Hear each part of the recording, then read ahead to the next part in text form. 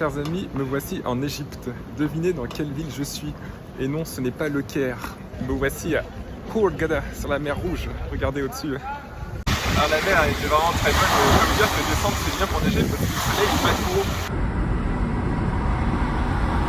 Les amis, nous voici à l'aéroport d'Hurghada. Devinez où je vais aujourd'hui. Au Caire, la capitale de l'Égypte, avec 21 millions d'habitants.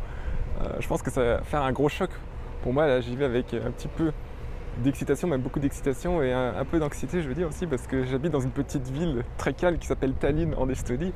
Et aujourd'hui, eh bien, on va au Caire, qui est l'une des plus grandes villes du monde, une des villes les plus agitées, une des villes les plus trépidantes même, on va dire, de notre planète, avec 21 millions d'habitants. Voilà, là je rentre dans le terminal, on va prendre notre vol. Alors chers amis, nous voici à la salle d'embarquement. Alors je vous avoue qu'ici les contrôles de sécurité sont extrêmement stricts, j'ai jamais vu ça. Un contrôle de la voiture à l'entrée de l'aéroport, ensuite un deuxième contrôle pour aller dans la salle d'enregistrement, ensuite un troisième contrôle derrière le contrôle pour aller dans la salle d'enregistrement, ensuite un quatrième contrôle de sécurité pour aller à la salle d'embarquement et un cinquième contrôle secondaire après le quatrième contrôle. Donc, vous voyez un peu, mais je comprends hein, parce que ici ils veulent assurer la sécurité des touristes et des passagers, donc c'est tout à fait normal. Bon, c'est parti pour aller au Caire. Je crois que la durée du vol aujourd'hui est de 45 minutes, c'est assez court, mais c'est beaucoup plus court en tout cas que de faire 7 heures de bus ou 7 heures ou 8 heures de bus pour aller au Caire. Nous voici à bord de ce vol d'Égyptair pour le Caire. Alors j'ai pris un siège exprès à côté de la fenêtre pour pouvoir filmer le désert et la mer Rouge. Et peut-être l'atterrissage au Caire aussi, si on peut voir, je ne sais pas de quel côté on atterrira au Caire, mais j'essaierai de filmer tout ça pour vous.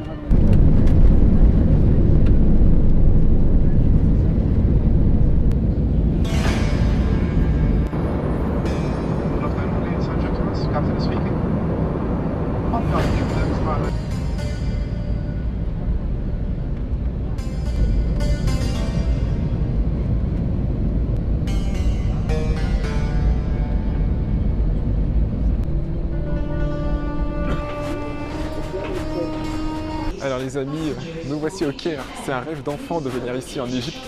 Et surtout au Caire, c'est là où il y a les pyramides, les fameuses pyramides. Alors maintenant, on va essayer de trouver un moyen de transport pour aller à l'hôtel. Tout simplement un Uber. C'est le plus simple ici en Égypte. Au moins vous connaissez le prix en avance parce qu'il faut faire attention. Quand vous prenez des taxis ici, en Égypte, eh bien, ils peuvent gonfler le prix, surtout si ils voient que vous êtes étranger. Alors qu'avec Uber, au moins le tarif est connu. Le terminal est super long. Là je marche depuis 5 minutes ou même plus. Allons retirer un peu de cash, quelques livres égyptiennes. Vous recommandez quelle banque? Arab Bank? Bon bah essayons cette banque alors. Je sais pas pourquoi mais à chaque fois que je retire de l'argent ici en Égypte, ils prennent toujours une commission fixe de 75 livres égyptiennes, ça fait environ 3 € en plus de la commission variable. Il y a des pays comme ça, en Argentine aussi une fois, quand j'étais en Argentine, à chaque retrait ils prenaient 4 ou 5 €. C'est comme ça dépend des pays. Et là, j'ai eu plein de propositions de taxi, mais on va prendre Uber. C'est trop marrant, là, il y a un chauffeur taxi qui est venu, il a vu que j'avais une course Uber, il m'a demandé d'annuler ma course pour recommander avec lui.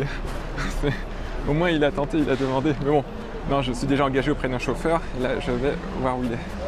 Alors, j'ai un petit souci, j'arrive pas à trouver mon taxi. Pourtant, d'après la carte Uber, je suis à côté de sa voiture. Et là, ouais, j'ai quitté le terminal. Apparemment, il attend dans le parking quelque part, mais je ne sais pas où il est exactement. Il a donné des indications. Il a dit qu'il était à côté d'une voiture de police. Mais je ne sais pas, la traduction n'a pas l'air très fiable de l'arabe vers l'anglais. On va continuer notre recherche.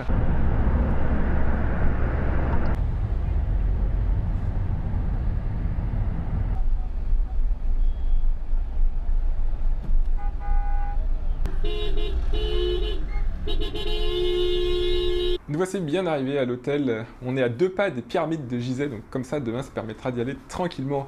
Alors depuis l'aéroport du Caire, il a fallu plus de 2 heures de trajet environ. 2 heures, ouais c'est ça, parce que la ville est immense.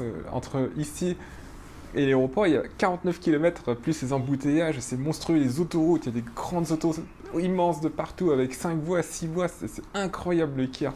J'ai rarement vu une ville d'une telle taille. Enfin, si Londres c'est grand, ça y est, ou les villes d'Asie, Jakarta, Manille, Mumbai en Inde, mais le Caire je crois que ça dépasse tout ça. Alors là on est sur le rooftop de l'hôtel, le toit de l'hôtel, et on peut boire un petit café. Enfin j'ai commandé un café turc Et normalement on peut voir les pyramides de Gizeh de jour. Mais là on voit pas trop parce qu'il fait nuit puis il y a de la brume. Et cette brume je crois qu'en fait c'est de la pollution, c'est du smog. Ici on sent que c'est très pollué au Caire. Parce qu'à Hurghada, au bord de la mer Rouge, c'était pas comme ça, l'air était très clair. Et ici il y a une odeur de fumée.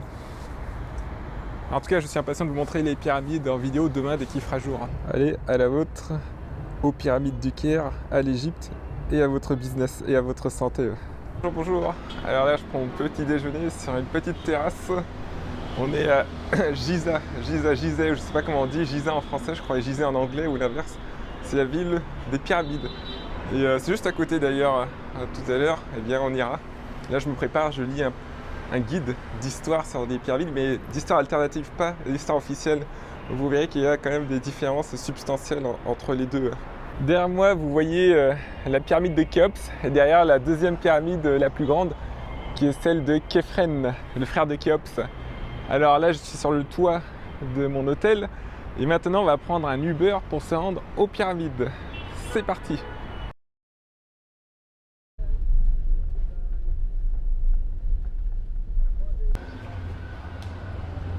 Alors nous voici à proximité de l'entrée des pyramides. En fait, ce qui s'est passé, c'est que je suis arrivé avec l'Uber. Je voulais aller au ticket, au bureau des tickets. Et il y a un gars qui nous a arrêté, qui nous a dit non, c'est loin, c'est à 20 km, il faut descendre là, c'est interdit aux voitures, etc. En fait, c'est juste une excuse pour que je descende de l'Uber et que je prenne un tour en chameau ou je sais pas quoi. Mais il faut savoir que les mecs qui vous proposent des tours, après ils vont facturer ça pour des prix très élevés. Ils peuvent facturer ça $50, $100 juste pour un tour de 30 minutes en chameau par exemple. Là je connais quelqu'un qui a payé $40 pour un tour en chameau ou en dromadaire, je sais plus, donc il vaut mieux faire ça avec des personnes de confiance, pas des gens qu'on trouve dans la rue. Voilà, c'est le conseil que je vous donne. Bon, maintenant je vais acheter un ticket. Voilà, là, donc je suis au bureau des tickets. Ça a l'air d'être un peu le bordel, j'essaie d'acheter mon ticket, on va voir comment faire. Voilà, me voici à l'entrée. Je crois qu'il y a un parcours de 15 ou 20 km. Mais c'est pas grave, je vais marcher, je vais vous faire des vidéos tout le long des pyramides.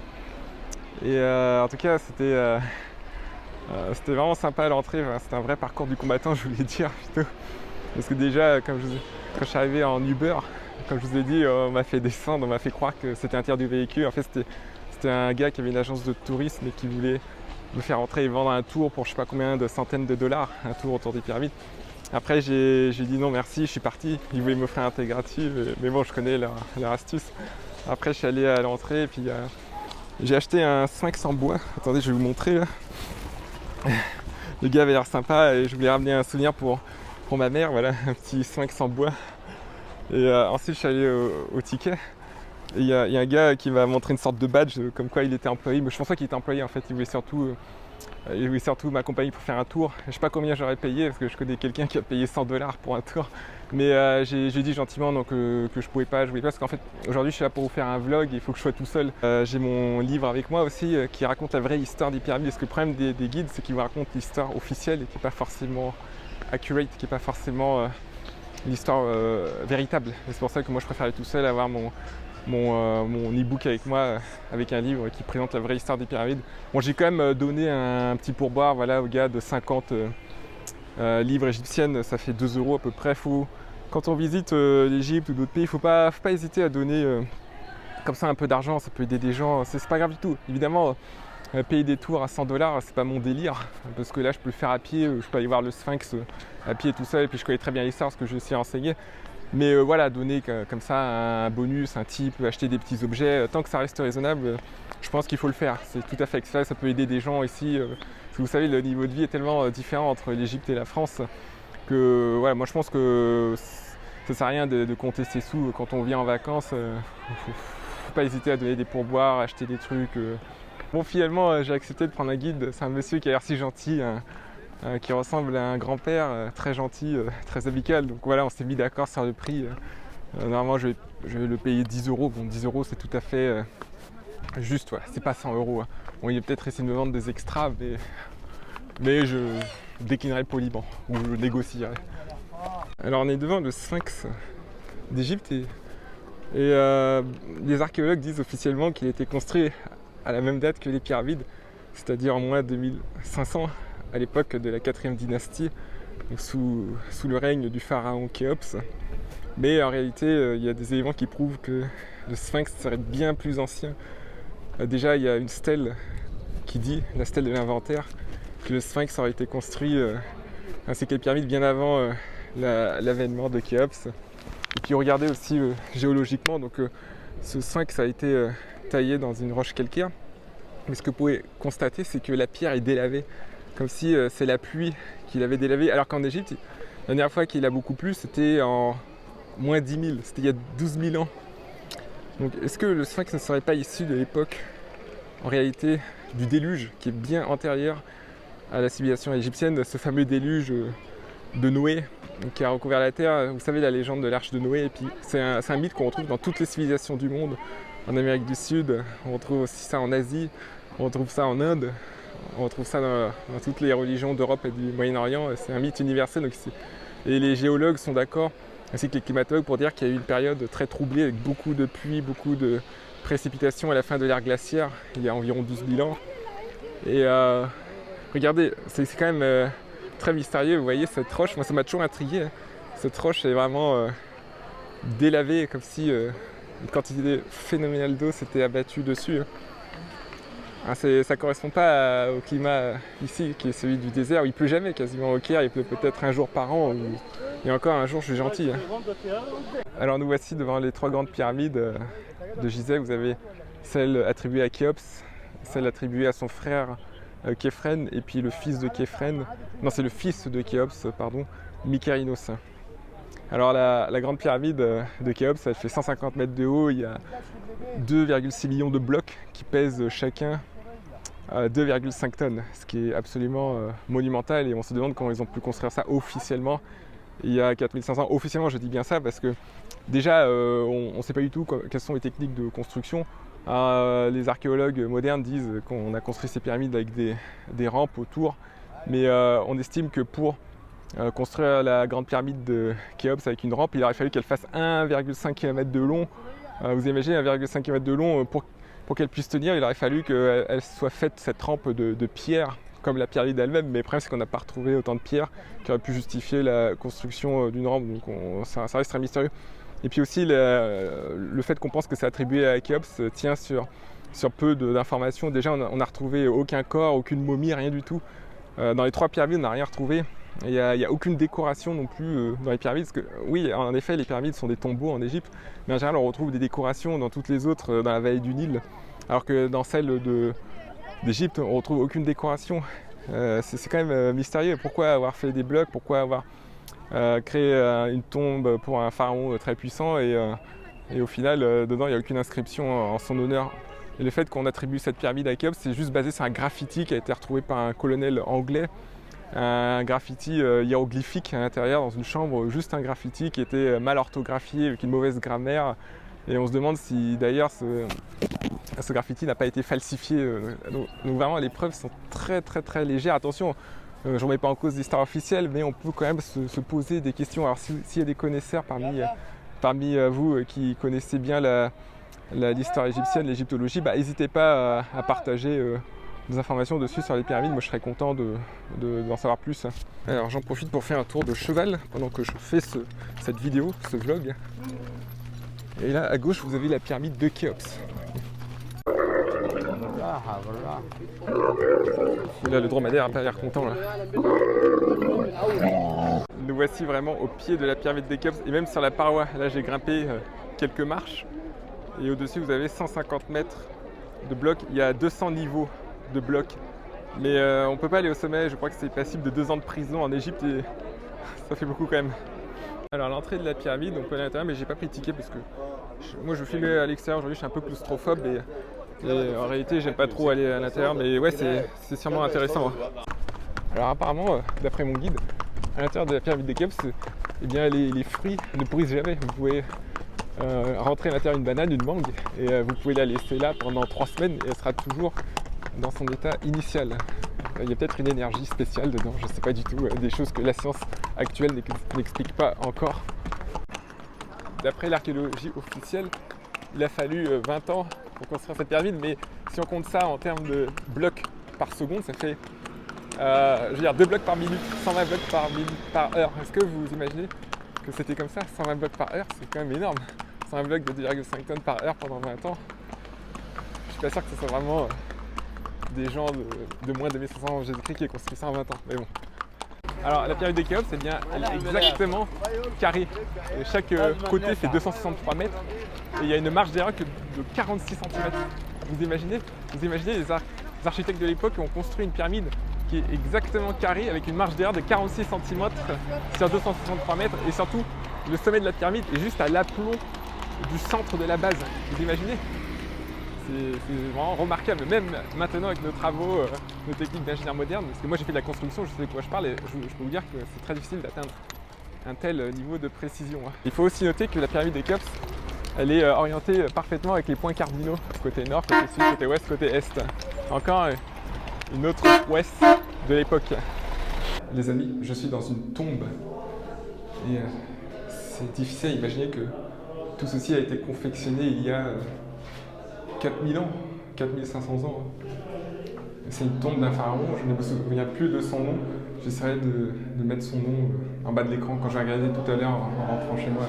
Alors, vous voyez ici, vous avez les pierres de Parman. À la base, à l'origine, toute la pyramide était recouverte de ces grosses pierres, là, de ces pierres calcaires. Et pareil pour les autres pyramides, aussi Khéops et Képhren. Et la pyramide des Khéops, à l'origine, elle était vraiment toute blanche, étincelante, grâce à ces pierres. Et là, c'est pareil avec la pyramide de Mykérinos aussi, elle était recouverte de ça.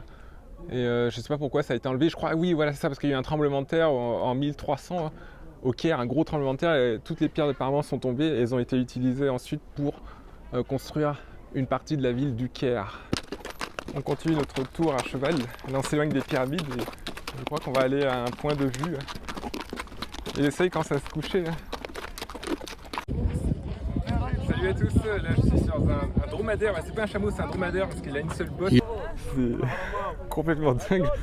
Je pouvais pas imaginer qu'on pourrait faire du dromadaire ici. Ouais, ça il se couche. Et je dois vous dire que c'est vraiment magique de se balader comme ça, à cheval, en dromadaire aussi, avec ces pyramides multimillénaires devant. Alors le sang, la couleur des pyramides est différente. Je sais pas comment expliquer ça quand ça est rasant. Ça augmente le contraste et la chaleur des couleurs. Quel spectacle les amis, il faut voir ça au moins une fois dans sa vie. Quand vous avez l'occasion, venez au Caire, si vous avez besoin de conseils, demandez-moi. Alors là je fais du cheval dans le Caire, c'est complètement fou. Je sais pas où on est exactement. Petite chicha égyptienne aujourd'hui, chicha traditionnelle du Caire. Ouais. Il est temps de manger, et là on est dans un kebab traditionnel égyptien et ça a l'air super délicieux. Regardez, c'est en train d'être cuit sur du charbon de bois, ça sent si bon. La viande a l'air si tendre, cuite comme il faut. Vous avez plusieurs viandes disponibles, du mouton, du poulet et du kofta, je crois que ça s'appelle, ouais, c'est ça, kofta. Je suis en train de bien faire des brochettes, regardez là. On m'a embauché ici là.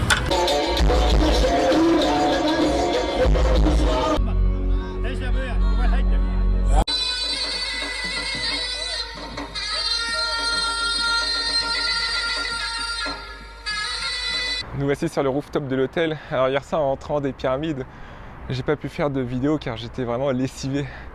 C'est fou quand même ce qu'on peut faire en une journée, c'est incroyable. Hier je vous ai fait visiter les pyramides, on a fait du cheval, on a fait du chameau. C'était bien un chameau, c'était pas un dromadaire, il y a les deux bosses. Le dromadaire je crois qu'il y a une bosse et sur un chameau il y a deux bosses. Après avec mon guide on a visité on a fait du cheval en ville dans les rues du Caire et puis on allait visiter une boutique de papyrus. J'ai acheté quelques papyrus pour offrir un cadeau. On a visité une boutique de parfums aussi. J'ai acheté quelques parfums, des huiles pour les proches. Et on a mangé un super restaurant, enfin un petit restaurant traditionnel, délicieux avec de la viande grillée, du poulet grillé. Enfin vous avez vu les images. Et puis on a assisté à un mariage égyptien. C'était, j'ai toujours du mal à réaliser ce qui s'est passé. Et puis j'espère aussi que cette vidéo a remis un peu en cause votre vision sur l'histoire des pyramides. Attention, je dis pas que l'histoire officielle se trompe, mais il y a quand même des éclaircissements à apporter. Et d'ailleurs, vous pouvez faire vos propres recherches sur ce sujet. Mais aujourd'hui, on quitte le Caire. Nous allons à Alexandrie, on part à la recherche du fameux phare d'Alexandrie. Et on va aller danser sur la chanson d'Alexandrie Alexandra de Claude François. Je ne sais pas si vous connaissez, enfin si tout le monde connaît en France du moins. Ouais. Alors suivez-moi dans ce vlog, on va aller en ville. Alors pour l'instant, je me pose la question, est-ce que j'y vais en taxi jusqu'à Alexandrie tranquillement, ou alors je vais à la gare du Caire, à la gare Ramsès, et je prends le train et tout ça. Ça sera plus aventureux de prendre le train et d'y aller de cette façon. Je pense que c'est mieux de prendre le train. D'ailleurs, ça sera plus fun et puis on verra plus de pays. D'ailleurs, si on est en Égypte, c'est pour découvrir l'Égypte et parler avec des Égyptiens. Donc c'est pour ça qu'il vaut mieux prendre le train. Allez, on y va. Let's go. Prenons le taxi pour aller à la gare Ramsès au centre du Caire.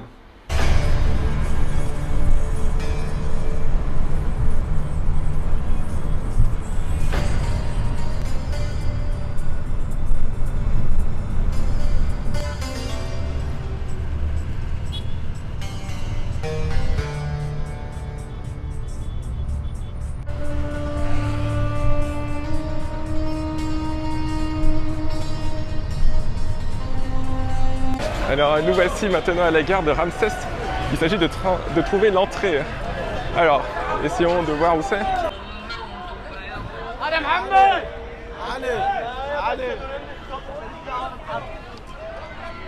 Alors apparemment il y a 3 classes de train pour aller du Caire à Alexandrie, 3e classe, 2e classe, 1re classe. Je vais prendre une 1re classe je pense. Mais j'ai lu qu'il y avait un comptoir dédié à chaque classe. Donc il faut que je vois où est le bon comptoir. Alors ici, Air Condition Ticket. Alors là, il y a plusieurs comptoirs. Je crois que moi c'est VIP, ouais, ici VIP. C'est marqué en arabe, mais j'en connais quand même les 3 lettres de VIP. Voilà, j'ai le précieux sésame pour aller à Alexandrie à 4h dans 1 heure. Heureusement qu'il restait des places. Et au début, j'étais mauvais comptoir, c'était tout en arabe. J'ai essayé de traduire avec Google Traduction. Je vous conseille d'ailleurs d'utiliser Google Traduction avec la traduction par image. Comme ça vous permet de traduire les panneaux, si jamais vous êtes à l'étranger, vous ne comprenez pas la langue. Et j'étais mauvais comptoir, c'était les trains classiques. Heureusement qu'un jeune homme m'a aidé, ouais. Il était très sympa d'ailleurs, il m'a guidé vers le comptoir first class, 1re classe. Et après je suis allé faire la queue. Et un autre jeune homme m'a aidé aussi, donc c'était super cool, ouais, parce que il fallait un peu pousser les autres dans la queue, parce qu'en Égypte on n'attend pas comme ça, on n'attend pas les uns derrière les autres, il faut un peu se pousser dans la queue. Et ça je savais pas trop au début, si j'avais attendu normalement sur le côté, j'aurais pu rester là pendant 2 heures. Avant d'avoir mon billet. Ouais. Alors maintenant, c'est parti, allons trouver notre quai, puis on va peut-être se restaurer un peu. Chers amis, nous voici à l'intérieur de la gare de Ramsès. Ramsès, je crois que c'est le nom d'un pharaon. Ramsès II, oui, un pharaon très connu. Hein. La gare de Ramsès, au centre du Caire. Alors, j'adore cette ambiance, c'est génial. Franchement, l'aventure, ça nous donne tant d'énergie, tant de joie. Alors ici, vous avez le panneau des départs. Et vous voyez que tout est en arabe, mais j'ai un hack pour vous si jamais vous voyagez dans les pays arabes et que vous ne comprenez pas, ou essayez d'apprendre des chiffres. Les chiffres c'est très simple. Donc comme ça vous pouvez reconnaître le numéro du train ici sur le panneau, si vous parlez pas arabe. Mais si vous avez la chance de parler cette langue, eh bien pour vous ce ne sera pas un problème. Les billets de train sont vraiment bon marché ici en Égypte. À titre d'exemple, j'ai payé 70 livres égyptiennes, ça fait à peu près 2,50 € pour une 1re classe entre Le Caire et Alexandrie. Ça fait environ 2h30 de trajet, c'est un train VIP très rapide, car le temps normal c'est 4 heures pour 200 km. C'est bien moins cher que les attractions touristiques comme hier. Juste pour un tour de chameau de 30 minutes autour des pyramides, j'ai payé l'équivalent de 30 €. Vous imaginez? Là je paye 2,80 € pour un billet 1re classe entre Le Caire et Alexandrie. Et pour un tour de chameau de 30 minutes, j'ai payé 30 €, soit 10 fois plus. Mais bon, voilà, c'est comme ça. Quand on voyage à l'étranger, franchement, moi ça ne me dérange pas de payer plus dans les attractions touristiques. C'est tout à fait normal de contribuer à l'économie locale aussi. S'il y a des prix d'usage, il ne faut pas hésiter à donner un petit billet en plus. Ça permet de contribuer à l'économie locale et puis ça permet à des guides ou à des propriétaires de chameaux de gagner leur vie comme ça grâce au tourisme. Donc ça c'est donnant-donnant. Le touriste a une belle expérience et puis les personnes qui nous font visiter, ça leur permet de faire vivre leur famille. J'ai trouvé un food court, allons nous restaurer un petit peu car on a 1 heure d'attente avant de prendre le train, ça a l'air bien confortable ici. Allez, c'est parti. Alors je vous montre mon ticket de plus près, donc il y a un code QR, le train numéro 923, Le Caire Alexandrie, départ à 16 h. Je vous laisse prendre l'ambiance dans ce café, il y a une petite musique très sympathique. On se sent vraiment en voyage, on se sent vraiment dépaysé. Alors je vous montre comment fonctionne l'application Google Traduction pour traduire du texte étranger. Vous avez juste à passer le téléphone comme ça sur du texte dans une autre langue. Et je ne sais pas s'il détecte automatiquement. Attendez, non je crois pas, non je vais changer la langue. Attendez parce qu'ici c'est anglais-français. Voilà, j'ai indiqué arabe comme langue. Donc on va voir. C'est bon, il traduit. Là vous lisez double expresso, Nescafé, cappuccino, café français. Cidre chaud, c'est exactement ça, gingembre. Ouais, je vous invite à utiliser cette application absolument. Voilà notre jus de mangue. À la vôtre, chers amis.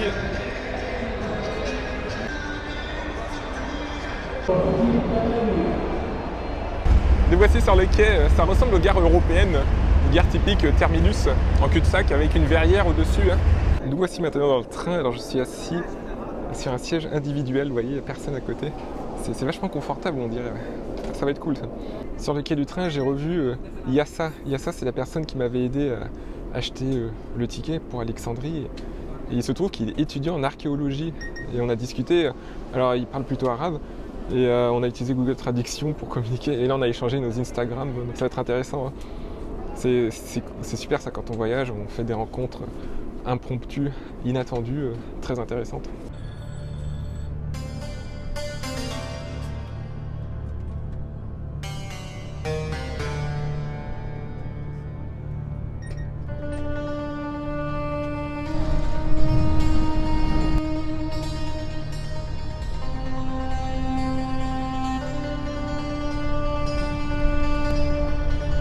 Quel plaisir de boire un thé bien chaud tout en regardant le paysage de la plaine du Nil défiler.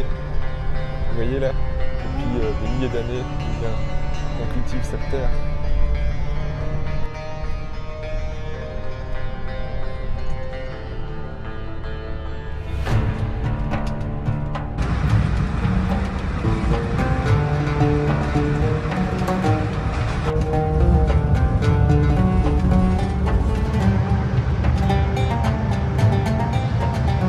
Voici arrivé à la gare d'Alexandrie, terminus du train, la mythique Alexandrie, là où il y a le fameux phare et puis la bibliothèque antique aussi. Alors le phare et la bibliothèque n'existent plus, mais Alexandrie a conservé des ruines et a conservé aussi sa splendeur d'antan. On va découvrir cette cité. Et pour l'instant, je vais aller me reposer un petit peu. Trouvons notre hôtel. Let's go.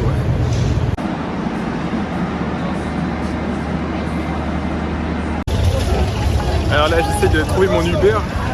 Alors la carte le localise à droite de la gare, côté nord de la gare. Voilà, je crois qu'il n'est pas très loin.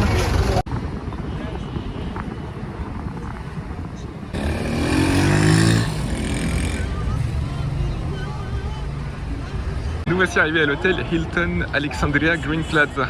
Alors je vous avoue que j'ai besoin de m'allonger un peu et de prendre une bonne douche, surtout après ce long voyage depuis Cairo, depuis Le Caire. Nous voici bien arrivés à mon hôtel à Alexandrie.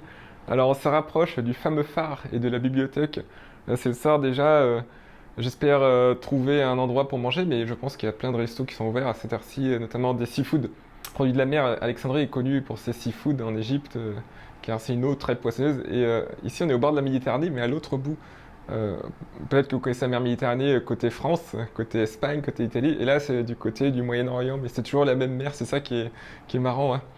Alors le voyage depuis Le Caire, c'était bien confortable dans le train.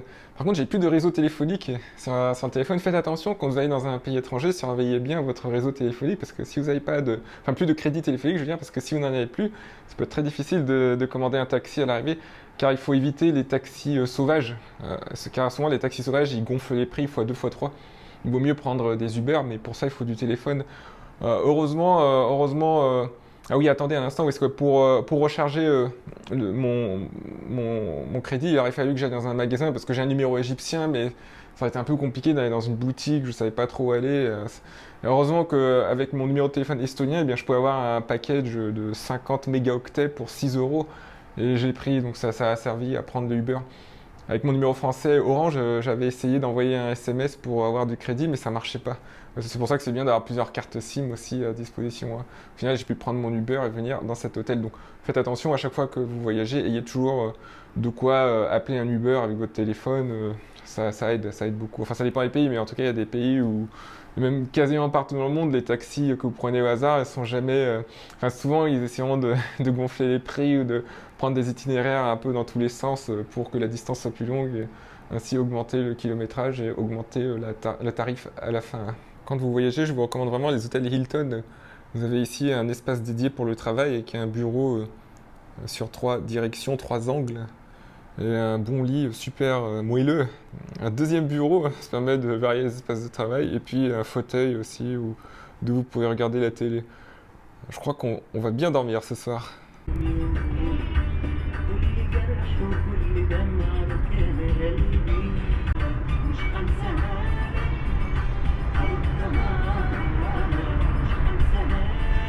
Alors me voici dans un restaurant de fruits de mer sur la corniche d'Alexandrie. Et c'est marrant parce qu'il y a plein de groupes ici et moi je suis tout seul et ils étaient vraiment choqués ici. Ils ont dit ah vous n'avez pas d'amis pour rigoler. Et du coup bah là j'ai une grande table pour moi tout seul. En tout cas si vous venez à Alexandrie, venez ici pour manger des fruits de mer. Apparemment c'est très réputé et c'est le chauffeur de taxi qui a recommandé ça. Et si vous avez besoin de recommandations pour l'Égypte, pour Alexandrie, pour le Caire, n'hésitez pas à laisser un commentaire ou à m'écrire. Je serais ravi de vous conseiller. Enfin de vous conseiller par rapport à mon expérience de quelques jours de voyage. Évidemment, ça ne remplacera jamais les conseils d'un Égyptien ou de quelqu'un qui a vécu en Égypte. Alors en Égypte, il y a toujours des condiments offerts, des sortes d'entrées offertes par la maison. Donc c'est très commun dans les restaurants.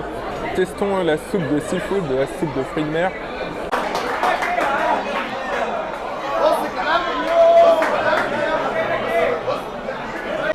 Les amis, je suis plus que full, I'm so full, je suis plus que rassasié. Regardez, ça s'appelle le village Balba. Si vous venez à Alexandrie, venez manger là. C'est probablement l'un des meilleurs seafood que j'ai goûté. Allez, allons rentrer à l'hôtel maintenant. De retour à l'hôtel, la chambre 307 comme la Peugeot 307. C'est parti pour une bonne nuit de sommeil. Alors, ici on se perd un peu. Attendez, 308, 322, 323, 353. Et où est le 307 ? Ah, ici c'est bon. Belle matinée de décembre à Alexandrie. Alors, chers amis, malheureusement, nous n'avons pas trouvé le phare d'Alexandrie car il n'existe plus. Et oui, c'est un phare antique qui a existé il y a 2000 ans. Et maintenant, il a été remplacé par d'autres constructions. Mais on a quand même trouvé hier un bon restaurant de fruits de mer et puis un hôtel hyper confortable et ça sera l'occasion de revenir pour visiter plus en détail Alexandrie. Aujourd'hui, je dois me rendre à l'aéroport maintenant pour reprendre l'avion vers l'Europe.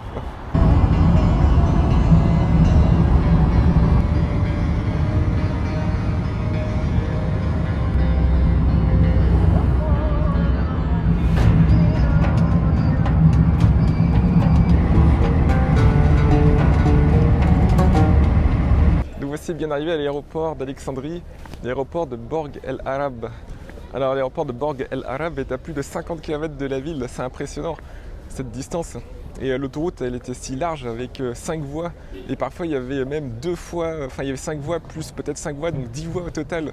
C'était vraiment magistral comme autoroute le long de la côte là, pour aller de Alexandrie jusqu'à l'aéroport ici qui est au sud-ouest de la ville. Et on traverse du désert et des marais salants aussi. Et c'est vraiment impressionnant. Allons prendre notre avion maintenant pour Milano, en Italie. C'est trop beau dans cet aéroport, il y a des jardins, il y a un bassin derrière. Ça rappelle la splendeur de l'ancienne Alexandrie, l'Alexandrie antique.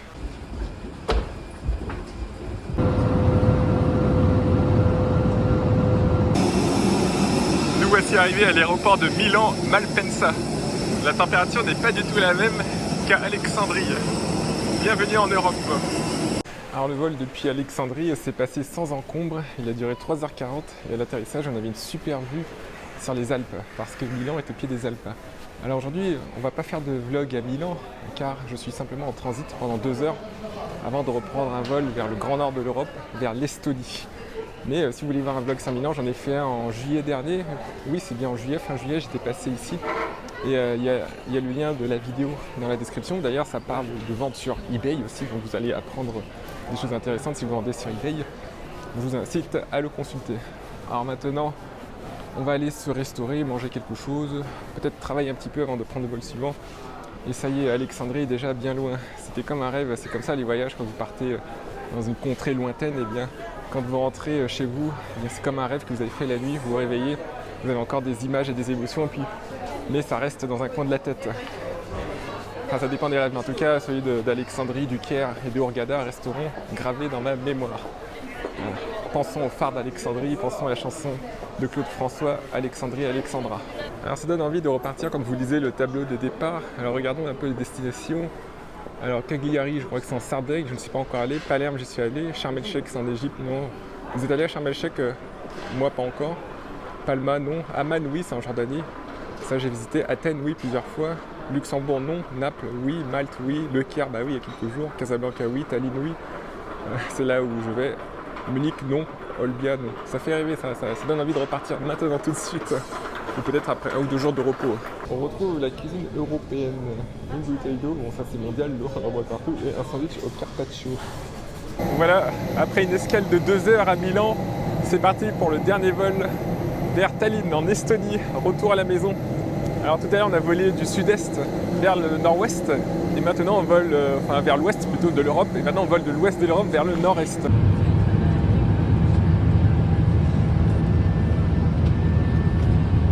Je débarque de l'avion là et il fait moins 9 degrés à Tallinn versus 25 degrés à Alexandrie. Bienvenue dans le froid. Chers amis, nous n'avons pas trouvé le phare d'Alexandrie car il a été détruit par un tsunami au 4e siècle si je ne me trompe pas. Mais il existe toujours quand même. Le phare d'Alexandrie, c'est la lumière qui est dans le cœur de chaque habitant d'Alexandrie en Égypte. Et vous trouverez cette lumière si vous allez sur place. Merci d'avoir suivi ce blog, j'espère que vous avez apprécié ce périple du Caire jusqu'à Alexandrie, puis jusqu'à Milan et Tallinn en Estonie, là où il fait maintenant moins 6, moins 7, peut-être, je ne sais pas. A très bientôt dans de nouvelles aventures.